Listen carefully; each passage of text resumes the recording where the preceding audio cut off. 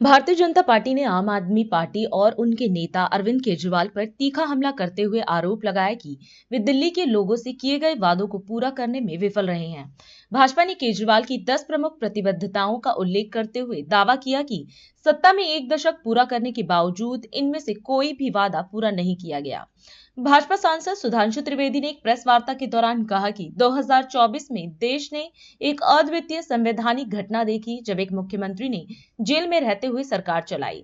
भाजपा ने इसे दिल्ली की राजनीति और प्रशासन पर सवाल खड़े करने वाला बताया। पार्टी ने केजरीवाल सरकार पर दिल्ली वासियों को केवल झूठे वादे देने और उनके साथ धोखा करने का भी आरोप लगाया। भाजपा ने इस मुद्दे को लेकर आगामी चुनाव में जनता के बीच इसे प्रमुख मुद्दा बनाने का संकेत भी दिया है। मित्रों, आज 1 जनवरी है।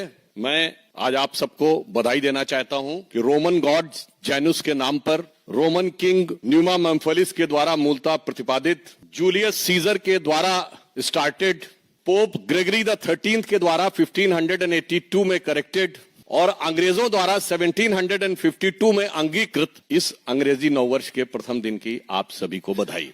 और 2024 का वर्ष गुजर चुका है और ये वर्ष भारत की राजनीति और विश्व में एक अद्भुत, विस्मयकारी, सुखद और विचित्र अनेक प्रकार के स्मृतियां छोड़ गया है। 2024 में जहां एक तरफ श्री राम मंदिर का उद्घाटन हुआ, 500 वर्षों के बाद देश में लगातार तीसरी बार किसी प्रधानमंत्री को सरकार बनाने का मौका मिला। प्रधानमंत्री श्री नरेंद्र मोदी जी को संविधान ने 75 वर्ष पूर्ण किए और हम पूरे वर्ष में फास्टेस्ट ग्रोइंग लार्ज इकोनॉमी में से एक रहे। परंतु उसी के साथ एक विचित्र संवैधानिक उदाहरण भी इस 2024 में देश ने देखा, जब जेल से रहकर एक मुख्यमंत्री ने सरकार को चलाया। पहली बात यह भी स्पष्ट हो कि ऐसा नहीं कि जेल जाने वाले पहले मुख्यमंत्री थे जिनके ऊपर आरोप लगा और उन्हें जेल जाना पड़ा। इससे पूर्व में भी शिबू सोरेन जी, मधु कौड़ा जी, लालू प्रसाद यादव जी, जयललिता जी, करुणानिधि जी, ये सब पद पे रहते हुए लोग गए। परंतु कम से कम लालू प्रसाद यादव जी ने भी इतनी मर्यादा रखी थी कि पद छोड़ दिया था नैतिकता के आधार के ऊपर।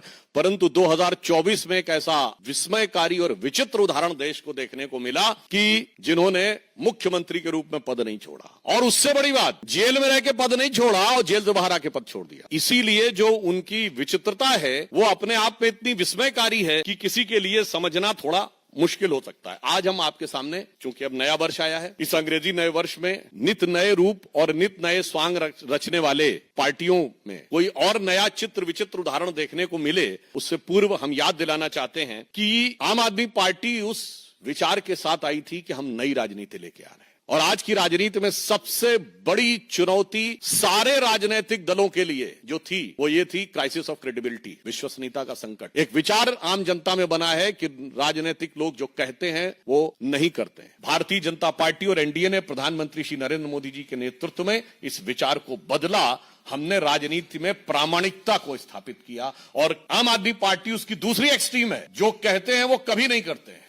तो मैं सिर्फ आज 10 पॉइंट बताना चाहता हूं जो कहे थे और उसका यथार्थ क्या है। उन्होंने कहा था कि जो लटकते हुए तार हैं, अनसेफ इलेक्ट्रिक वायर्स, उनसे वो मुक्त कर देंगे। आज ये सवाल इसलिए है कि 10 साल उनको सरकार में हो गए, उससे पहले भी 2013 में भी उनकी सरकार रही थी। तो 10 साल से अधिक रहने के बाद दिल्ली में लटकते हुए बिजली के तारों की स्थिति ये है कि 26 वर्ष का एक नवयुवक 23 जुलाई 2024 को उन लटकते हुए बिजली के तारों की भेंट चढ़ गया। दूसरा, उन्होंने दावा किया था कि 24 आवर क्लीन ड्रिंकिंग वाटर देंगे। और अभी जब गर्मी आया तो लोगों ने देखा कि उत्तर पश्चिम दिल्ली और बाहरी दिल्ली के क्षेत्रों में किस ढंग से पानी को लेकर हाहाकार था। और पत्रकारों ने भी जाके देखा। चलिए, आप नेताओं की बात पे, राजनीतिक दलों के कार्यकर्ताओं की बात पे विश्वास न करें कि वो उसमें किस प्रकार की दुर्गंध आती थी जिस पानी का प्रयोग करना पड़ता था। फिर इन्होंने कहा वर्ल्ड क्लास एजुकेशन सिस्टम देंगे, ये दावा किया। और इतना ही नहीं, याद करिए, इनके मुंह से निकल गया था दुनिया का सबसे बड़ा अखबार जो है न्यूयॉर्क टाइम्स में छपवाना कितना मुश्किल है। छपवाना शब्द था, कोई जाके उस बाइट को चेक कर सकता है। तो पहले तो पढ़े लिखे मुख्यमंत्री को यह नहीं पता था कि दुनिया का सबसे बड़ा अखबार न्यूयॉर्क टाइम्स नहीं है।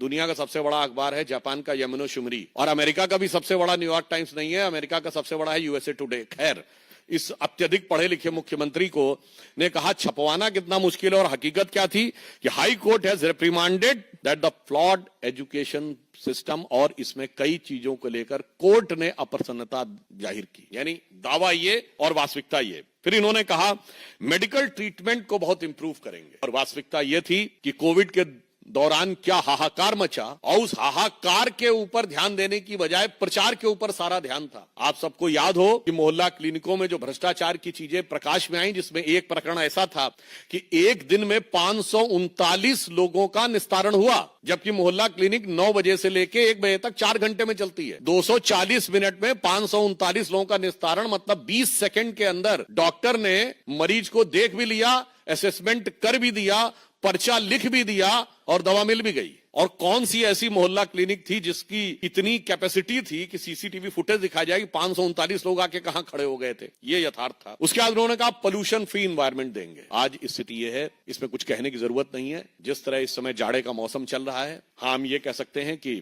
हम उनको शुभकामना भी देते हैं। केजरीवाल जी का स्वास्थ्य बेहतर हो गया है। मुख्यमंत्री बनने से पहले जिस चीजें नजर आती थी, मगर दिल्ली की आबो हवा की सेहत बहुत खराब होती चली गई है। इसके बाद इन्होंने कहा कि जो कूड़े के ढेर, यानी ये छठा पॉइंट है, कूड़े के ढेर, इनको समाप्त करेंगे। और आज स्थिति यह है कि कूड़े के ढेरों की हाइट बढ़ रही थी। कुतुब मीनार से कुछ मीटर की दूरी के ऊपर, कुछ थोड़ी दूरी के ऊपर जो कूड़े का ढेर है, उसकी हाइट ऐसा समाचारों में आया कि 8 मीटर तक बढ़ गई है। 7वां दावा, दिल्ली महिलाओं के लिए सुरक्षित बनाएंगे। और भारत के इतिहास का इकलौता उदाहरण, जहां किसी भी सरकार के मुख्यमंत्री आवास में उसी पार्टी की महिला सांसद की पिटाई की गई और आरोप लगा मुख्यमंत्री के ओएसडी पर। पूरे भारत में ऐसा उदाहरण नहीं मिलेगा। मायावती जी के ऊपर स्टेट गेस्ट हाउस कांड में हमला हुआ था, वो समाजवादी पार्टी की सरकार ने किया, तो विरोधी दल था। यहां तो सत्ताधारी दल की, अपनी पार्टी की महिला के साथ। और जो कुछ महिलाओं के साथ अन्य चीजें हो रही हैं, वो किसी से कोई छुपा हुआ नहीं। जो चीज इनके अधिकार में, ये कहते हैं ना कानून व्यवस्था अधिकार में नहीं। अरे भाई, मुख्यमंत्री आवास के अंदर की सारी व्यवस्था तो आपके अधिकार में थी और मांगने पर सीसीटीवी भी नहीं थे। अब आप देखिए,